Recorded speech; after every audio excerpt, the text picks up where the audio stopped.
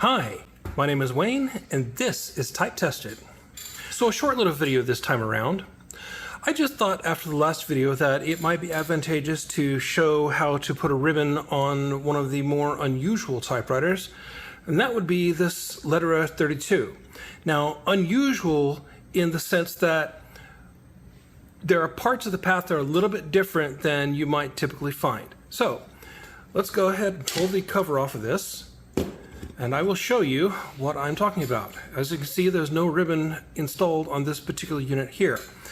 One of the things that it has is the guideposts here, which have the ribbon going virtually flat across the entire length of the platen, rather than simply coming out this direction as you might find on a Royal or an Underwood or a Smith Corona. The reason for that, I think, is to try to minimize the possibility of the ribbon binding or catching somewhere. However, they also have this flimsy little ribbon lift, which I'm not really all that fond of, but it does the job. So, very simply, and I'm going to go ahead and use a pair of hemostats for this, because I don't like getting my fingers inked up if I can avoid it. So the first thing you have to do, take the thumb screws off the spindles. And this is another aspect of this particular ribbon feed that I'm not altogether fond of, because it leads to problems, which I'll explain in a moment. So set those aside for now. Put the ribbons on the spindles.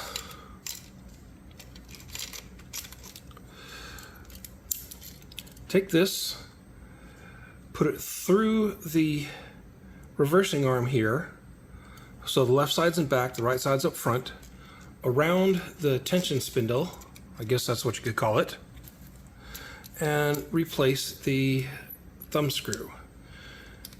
And you should, so make sure this is centered in the spool. It's always best to have original spools, but not always necessary. And make sure it's fairly tight. I mean, don't wrench the heck out of it, but it needs to be solidly in place. So go back here and do the same thing on this other side. So left arm of the reversing arm up front, right arm behind, around the little guide spindle there, over, and put this thumb screw in place. Try not to cross thread it. And if you lose these, you can find an appropriate washer and nut and use that in place of it, or you can buy replicas on eBay, which is what these actually are, for a nominal fee. More than I want to pay, as always, but they're there. Now, usual thing, shift down, lock it, put to the central keys like G and H, then take this, put it down through there,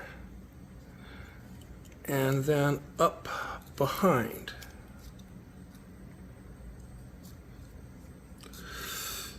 And this is where my fingers always get covered in ink. Okay. Tighten it up, and there we go. Of course, it's locked. Now, one thing about this is these thumb screws have to be kept tight, because if they're not, so the ribbon is currently going this way. Let me loosen this up and show you what happens. See, the ribbon's not turning, and your type will start to go very faint. So if that happens, first thing to do is to make sure that the thumb screws are down the way they're supposed to be. There is no little post on the spindle to catch into a hole. It's strictly the tension of the thumb screw that controls the ribbon advance. Now, the nice thing about this is that this is precisely the same method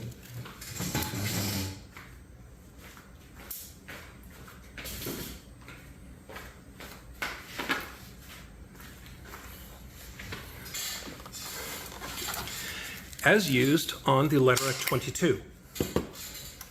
So you can see I have the same thing here. No ribbon on it, just the thumb screws on the spindles. These are original.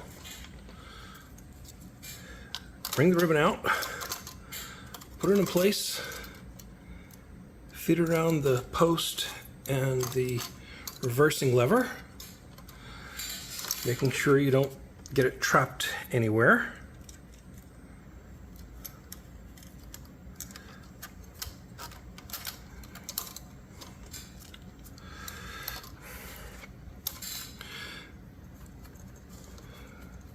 Screw that one on, get it down tight. Screw this one on, get it down tight. Bring the ribbon lifter up,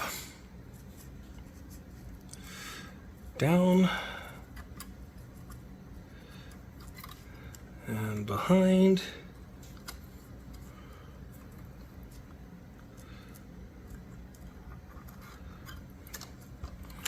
Release it, take it off lock.